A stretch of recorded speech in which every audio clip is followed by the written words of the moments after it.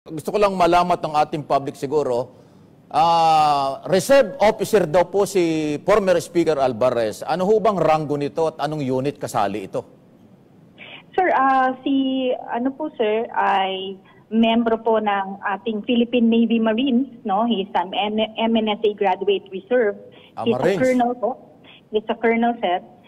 He is on standby reserve ang status niya, sir, sa 91st Marine Battalion Reserve ng 9th Marine Brigade. Opo, sir, reserve sa NR-10 Eastern Mindanao, sir.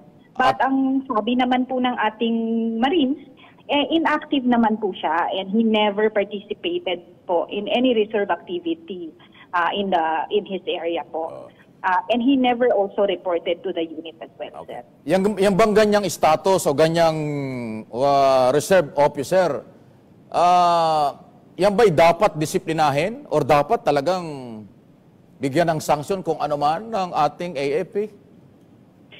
Sir, yun pong categorically, sir, no, it will fall into the violation of Articles of War number 63, which is disrespect towards the President per the Philippine Navy and Philippine Marines Handbook.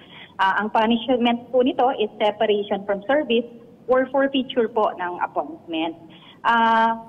Given, sir, that nag-apologize siya and he did not speak in the capacity of being a reserve officer. He was not in uniform, sir, and hindi naman po niya ni-represent din yung unit when he spoke his statement.